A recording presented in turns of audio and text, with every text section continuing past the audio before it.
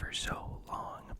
Whenever you watch a movie, especially for me, considering that I like to record a lot of the reviews of movies I see, I think about what I'm going to say, how I'm going to articulate things, the pros, the cons, and everything in between.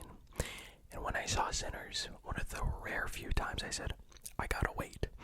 But I think I took that way too literal, because it's been more than a month since the film has been released. So first and foremost, I am sorry. I've slacked so hard on it. I've recorded videos literally in between, and I've been having that itch in the back of my head of Ryan Coogler to Michael B. Jordan's, all the cast and crew, Ludwig Göransson, Autumn Thorwald saying, hey, Cinephile, when are you going to review our movie? So here I am. But as always, before we get into the video, before we get into my thoughts, what is Sinners about? You name it. My name is Cinephile ASMR, your go-to one-stop shop for all things movies, pop culture, and all the nice tingles in between.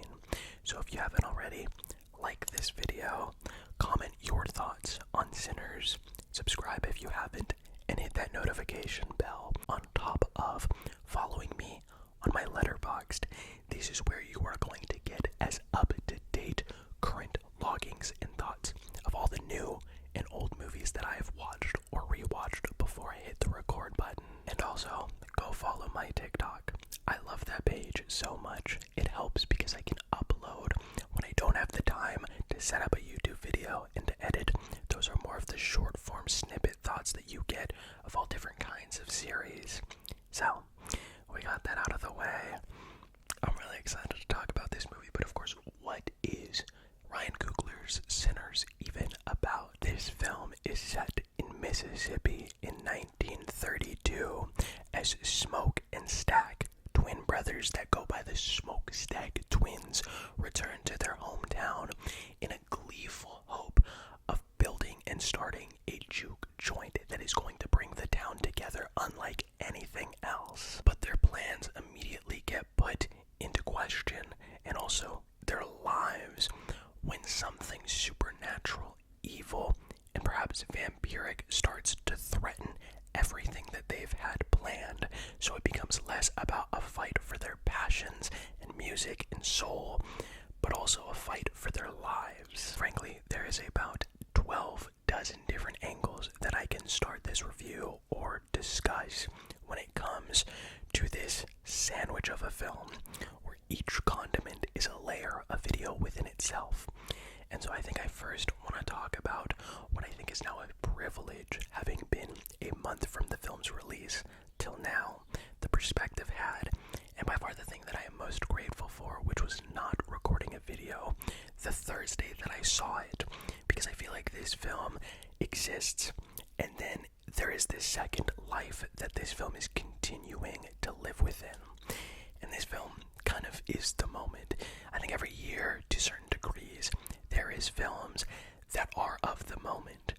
And this early on in the year, we're not even halfway yet, I think we have had that moment. And what I mean by that is, sure, there is going to be movies that make more money, but that never equates to a longer shelf life in people's minds. Look at the live action Disney films. A lot of them have crossed $1 billion.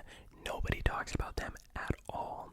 What I'm talking about is the films with such an intense worth or a powerful moment in the social zeitgeist of the present that it becomes its own thing.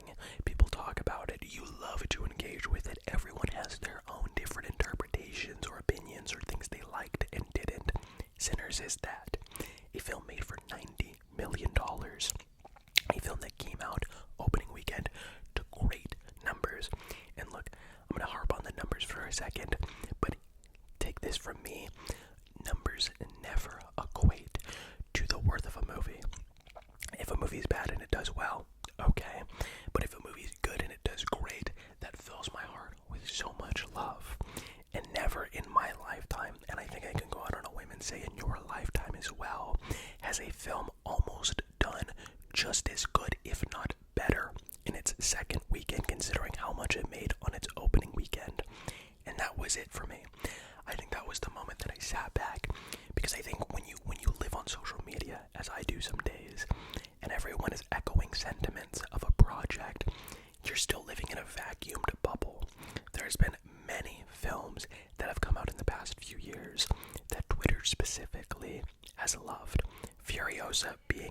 huge example because you see, when that movie released, everyone, all of my followers, users, were loving that film. So much so that I thought it was going to do well, and it wound up being one of the biggest financial disappointments of last year. Everyone was talking about Sinners, and it was doing well. But word of mouth is one of the most strong things, even outside of art, outside of film. Word of mouth. When you elevate something, when you elevate a person, a topic, an idea, and people start chipping away at it, start eating the Kool-Aid, if you will, or drinking the Kool-Aid, it starts to become something massive, something huge, momentous. And that's what this film is. And when it is a film that is aiming for the stars from beginning to end in its 130 plus minute runtime, it feels like we are propagating and lifting up a movie that matters.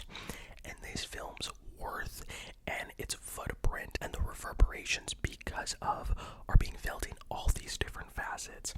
This film is going to be a massive turning point, I think, for the way that studios go about financing film. Because with this film making as much money on a smaller budget, you are seeing movies like Thunderbolts, a film that I reviewed and enjoyed, not doing nearly as well. It has double the budget, is making about the same as Sinners, with even the idea of original filmmaking put to the side for a second.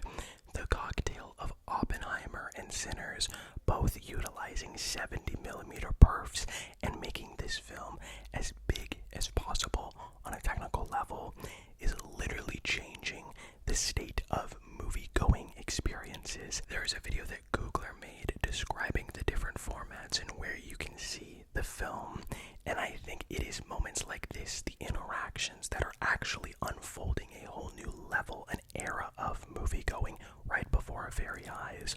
So much so that IMAX has just announced with Regal that they're going to be opening 4 new theaters, or parts of existing theaters that will now play 70mm projected films. And so when I say that it has taken me a long time to really organize my thoughts, to really assemble what it is that I feel, a lot of it has been also an excuse to really take in the presentness of the now because of a movie like Sinners, a film that exists unlike anything I've ever seen, on a vampire level, on a horror level, on a freaking Ryan Coogler level.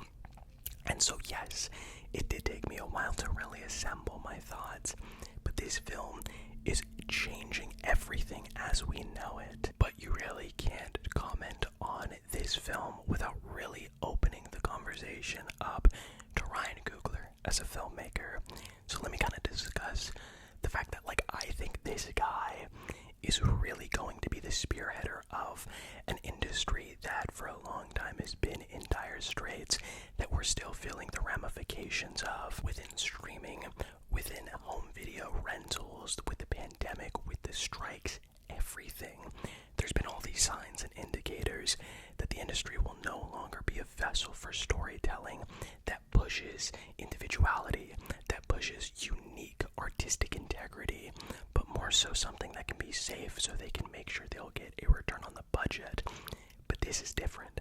Ryan Coogler, a man whose first film I saw on my iPhone on a bootleg streaming service with Fruitvale Station, altered the way that I thought about filmmaking, storytelling.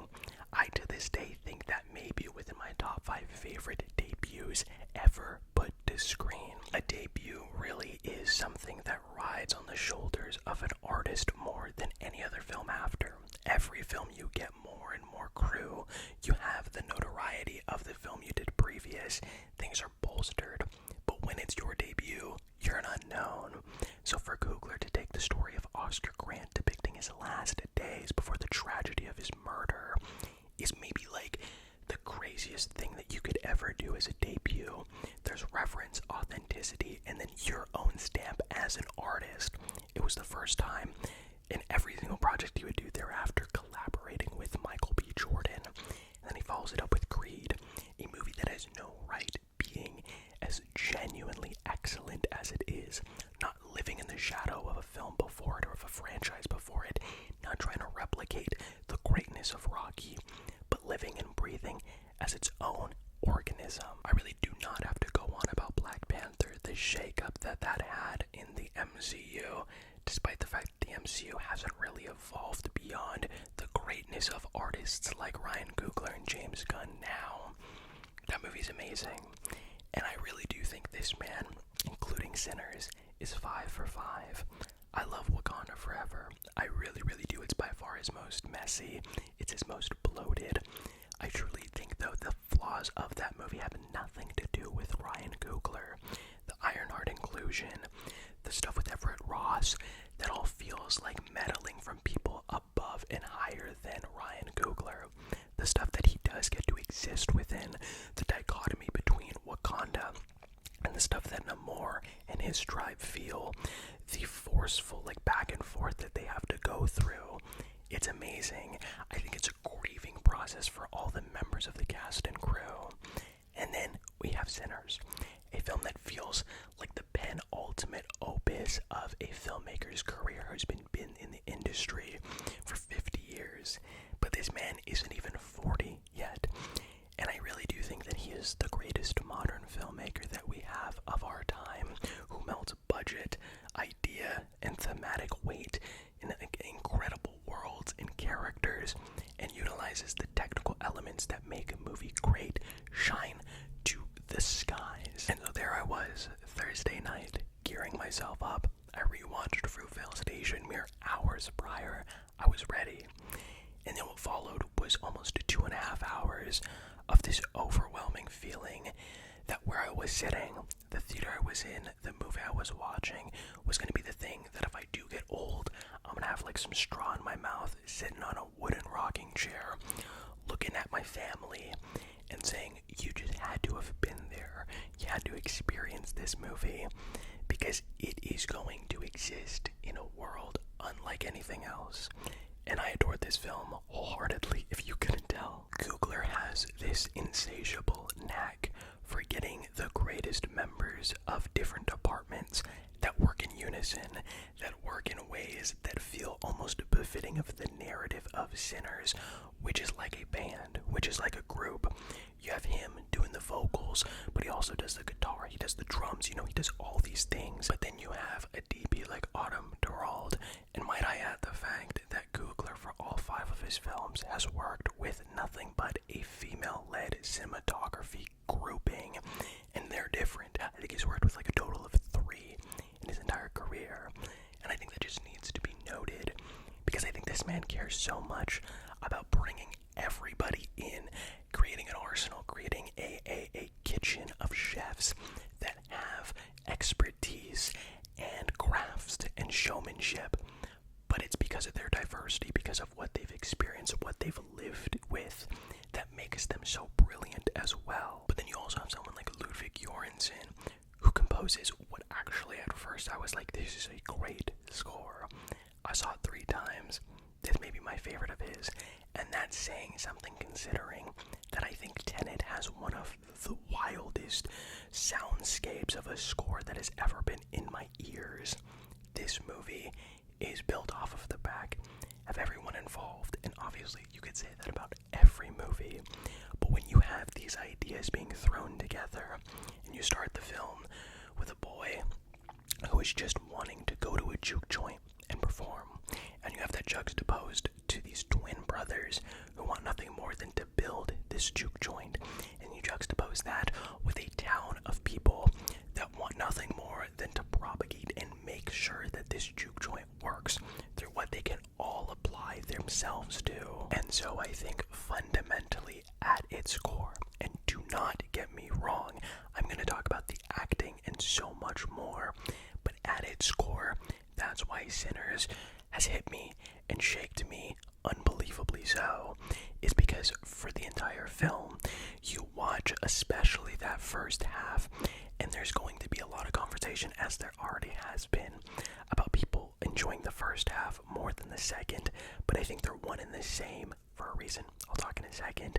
But you watch these people give everything creatively, time-wise, financially, emotionally, to build this juke joint up, to watch an art such as music and togetherness that completely devoids them of the plight and struggle that they're feeling just to live in the moment work.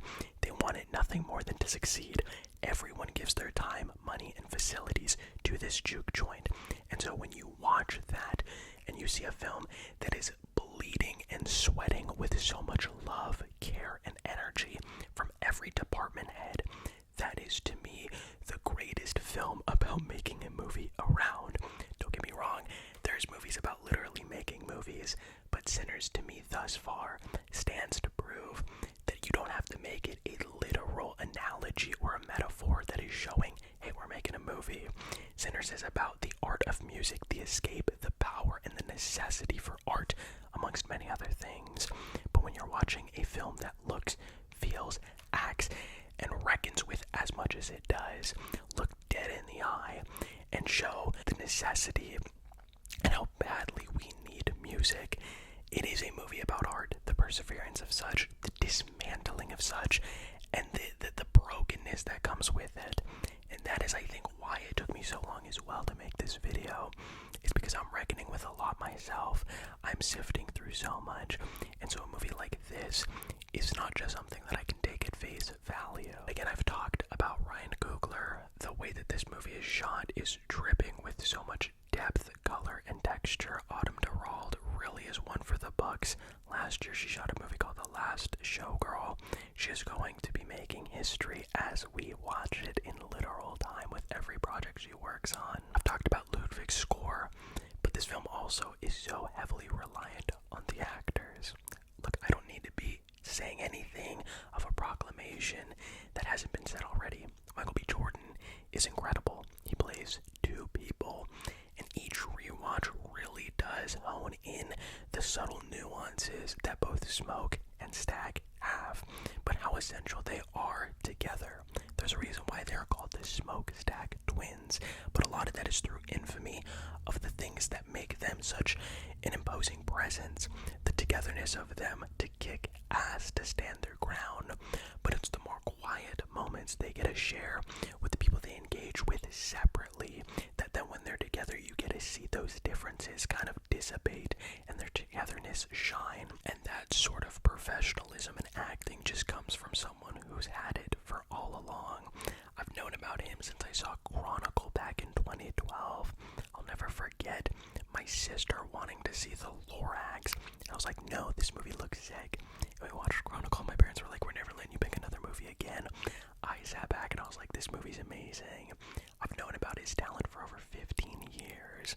So yeah, he's amazing in this, but I think it is also everyone else that deserves their flowers. Haley Steinfeld poses a very unique foil to a lot of what the Smokestack twins stand for, a potential thorn in the side, or just a reminder of a past that they themselves are trying not to remember. And her performance could have easily just been reliant on her amazingly beautiful looks, but she really has a pain and a yearn, which I really won't try to dive into, because I think realizing what it is that she signifies in one of the twins' lives specifically is part of the fun. You realize there's so much more three-dimensionality behind her performance. She's amazing. I really need to give some credit to Wunmi Mosaku, who plays Annie, this sort of witch doctor, if you will, a healer of sorts, an empath who can sense things, energies, and really is a lot of the clarity to a very out of insanity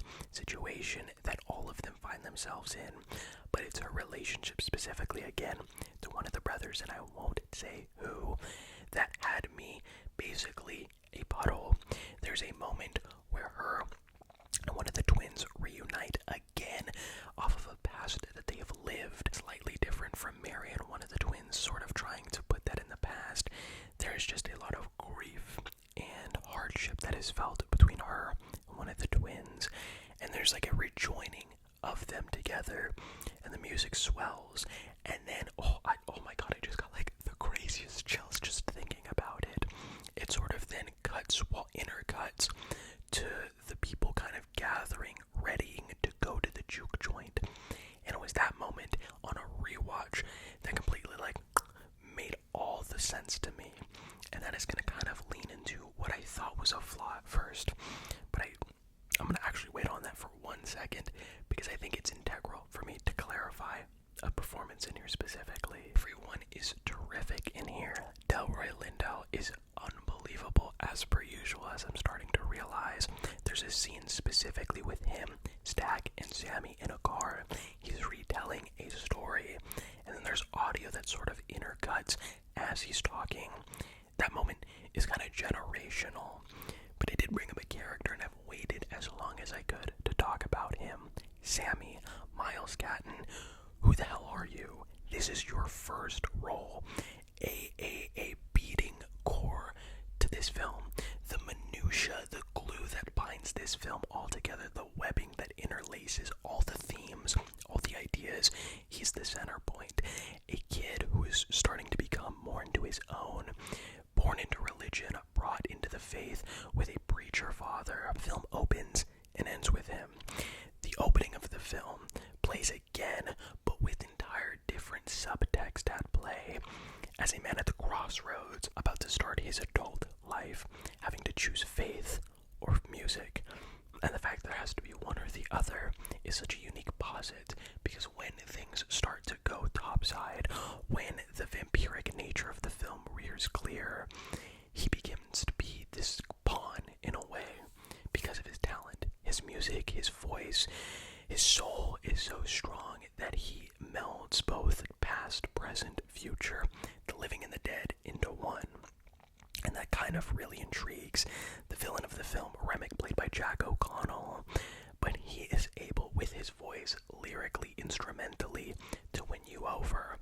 But it's this level of guilt that he feels, because he feels all of this is kind of done because of his talent, and that he is the issue. And again, I think films that deal with religion and this idea of feeling guilt because of who you are through the religion that you're brought into, as a queer person like that, like, I'm always going to be there. But it literally is on the backbone of his performance. You feel that he is willing to put his life on the line because he feels his life is the reason why others are dying. And it's like, guys, what are we doing? What are we doing? And I could understand for some why this could be too much, especially in a latter half that gets insane, cranks it to 90 when it's going like 20 out of 10. But I think it is crucial. And I wanted to talk about specifically this moment, that moment where one of the twins and Annie reunite, and then it intercuts with them going to build the juke, all of them driving, heading to the juke joint. And I think why going to see a movie in the biggest format possible matters.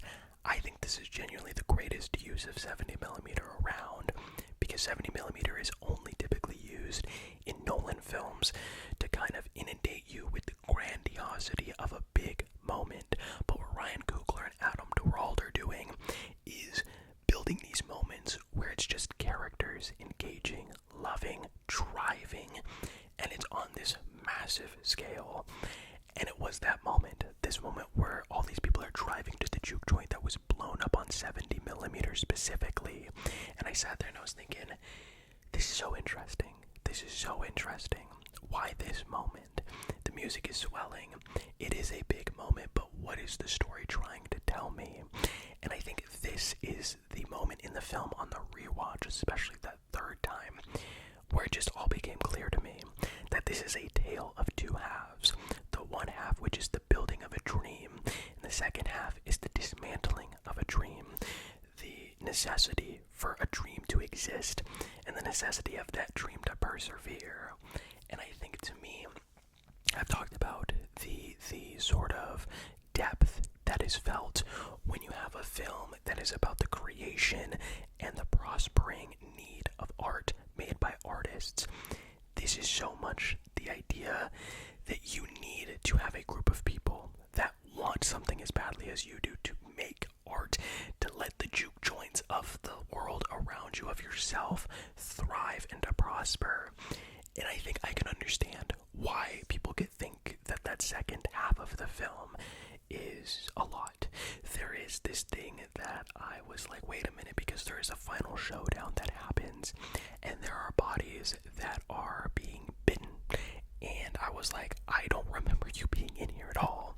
And spatially, a lot of the things that happen kind of come out of nowhere toward that last like 15 to 20. But the film has earned every single second of it, the intensity, the look of the film, the score, it is all leading to this final climax. I don't give a shit. I do not care. And that is rare for me to say, but I stand by it. Sure, there's like some inconsistencies here and there.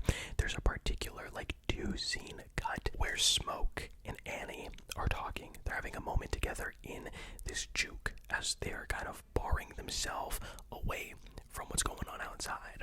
And then something happens, and then it immediately cuts to the whole grouping again, and it felt quite sudden and jarring. It felt like that every time I watched it.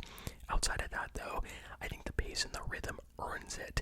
It is the building of something, and then the attempted dismantling of such, and it's incredible. And that moment that was blown up on 70mm, I think exemplifies that is the highest point that these people get to live within. And it's like, the visual storytelling here is bar none some of the greatest of the 2020s, hell of the 21st century. I haven't even talked about the villain of this film. I could talk about this film forever. This is going to be a long video. I'm sorry. Actually, you know what? I'm not sorry. This movie's so gas bag. Remick, Jack O'Connell. I have been a Jack O'Connell defender ever since I saw him in the British UK Skins show. And what I think is very, very interesting about Remick is his ideals are integral to the time period that this film sets itself within, because he is someone who wants nothing more than to see his ancestors, to see his people. He's a vampire that has lived what I believe to be centuries, and all he wants to do is be reunited with his family, with his lineage. But his approach is fundamentally flawed. He wants there to be one group of people, no diverse pooling of different voices, but all one. And he truly believes that is the way to go through assimilation, through this idea of breaking down the barriers of people, of culture, of diversity, all for one species, vampires. And that's where he is flawed. And he kind of interacts, the first thing you get of him, with a couple of people who are heinous human beings. And just through simple line delivery, how he references certain people, what he says, you can tell that he is different, but it doesn't mean he's better. And I think he's terrific. I think there is something to be said about a villain role where you get to see the why behind it. And that's what Ryan Coogler is actually like kind of next level about. You have Killmonger, you have Namor, you have Remick, and all three of them, I have understood so clearly what their intention and rationale is. I don't need to agree with it, but so many villains either have really stupid surface level meddling points and rationales, or you don't understand why. Neither exist within Ryan Coogler's craftsmanship and writing, and I love it. I love him so much. That final showdown, you literally have the guitarist of Metallica riffing on the score. It is immeasurable the way that it makes me feel. It is a film that is going to outlive all of us. And honestly, I kind of talked about my favorite scene, my favorite parts of the film, but my absolute thing that is like if I was in a coffin and Ryan Coogler was putting the nails in to bury me, the last nail that does it for me is its end credit scene, which I have never said about a movie in my life. The Marvel brain has turned my mind into cottage cheese when it comes to end credits, but this film does it, and it does it in this really tasteful, unique, one-of-a-kind way, where it introduces a new scene, and then it cuts to credits, and the credits roll out as you see footage that then leads to like an 8-minute end credit scene, which I kind of regret calling an end credit scene, but it is. It is. The credits happen, and then the scene plays, and I think it is, to me, the reason why this film is the way it is, with the icing on top. It is the point of the film in its entirety, and I'm not going to give away what it is if you haven't seen it, but if you have, it has this thing to me, which when I watched it on the second time, was the hardest I cried. It wasn't even the scene itself, or the scene before it, but the credits in between and the footage that is shown, because the credits play, and you get to see everyone that Ryan Coogler loves and worked as you watch this group on screen play. And to me, that is why I have the interpretation I do, that this film is a mirrored sort of allegory for the industry of building your own juke joint, amongst many other things. The time period it's set within, the actors itself, the context of vampires, assimilation, racism, religion, and passion. But to me, it was that idea that you watch this whole film and it ends with an ending that is so brilliant, where Sammy is the point of the film, is the heart and soul and the beating vitality of it all. But as the credits play and you watch the names of the people that helped make this movie, that is when the film became so clear to me, in that point of it being a mirror of building a juke joint narratively, but building the juke joint of the film. It's exceptional. It is exceptional. Miles Catton, I genuinely I really hate when people are like, oh, a performance is so good, it could be nominated for an Oscar. We're halfway through the year almost. He is my favorite supporting performance of the year. Hands down. Hands down. When it is all said and done, this was a film and an experience that is impossible for you to say, yeah, this. It is a topographical map of things that I adore, and it is saying an entire kitchen worth of food and ingredients worth of things. And when it is plated to you on the massive spread, it is the greatest dining you've ever had. That is kind of the brilliance of movie magic, of filmmaking, is when you first watch a film, it hits or it doesn't. But every single time after, you just add to it, to that pile. And my plate is overflowing a month later, and my mind still soars and rings when I think about Sinners and its worth and its power. It is funny. It is by far his funniest film. It is silly. It takes the sort of vampire sort of traits or cliches, but also keeps a reference to them. It is a movie that I love through and through again. Everybody in this film, Michael B. Jordan again, Haley Steinfeld, Wunmi Mosaku, Miles Catton, Delroy Lindo, Haley Steinfeld. I'm missing a lot of people here. Ludwig Göransson, Autumn Thorold, Ryan Coogler, Ruth Carter, the costuming guys. Every department here, I could spend dozens of minutes talking about it. But for now, a messy review, I know, but one that has had a month worth of pondering and thinking and assessing to get to the point where I am now here. To say that I adored this film, I adored its insane swings, its scattered, I don't want to call it messy, but broad strokes that it's painting on a canvas, that the painting itself is something that I think is imperative for the time that we are in an industry level, in a human level, in all the levels. So with all that being said, of course, spoiler right, I'm gonna give Sinners a fat frickin' A+.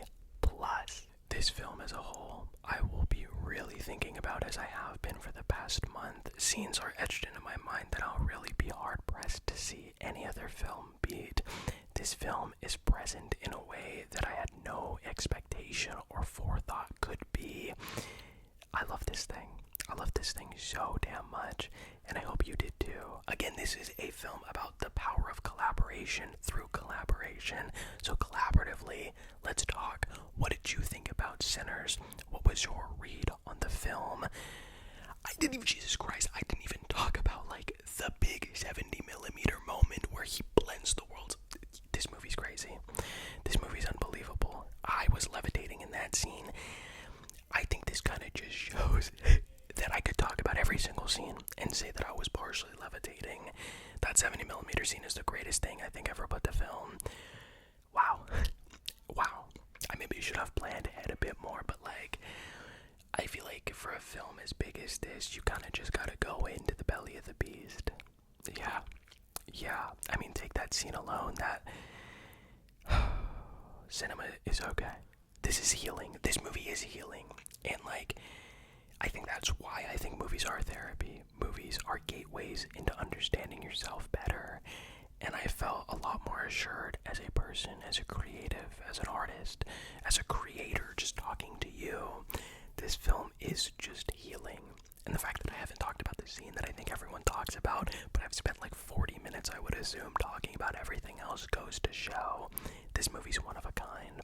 I cannot wait to own it on physical media. It is just worth living, you know? This is the kind of art that you get up and you're having a terrible day and you're reminded of it through something, and it's like, okay, I can live another day. God, this movie's amazing. This movie's so good. I cried, I laughed, I was scared. The blood, the horror, it all works. Somehow, it works. It feels like an impossibility at how well this works, blending a real time with real world implications. This is Ryan Coogler's opus, and I don't even want to say I don't know how he can top it, because he won't. I just cannot wait to see what he does next. So my friends, as always, let me know what you thought down below. What was your favorite scene in Sinners and your favorite character? Comment below. As always, I love you all so very, very much. Look forward to more reviews coming soon. And as always, take life one frame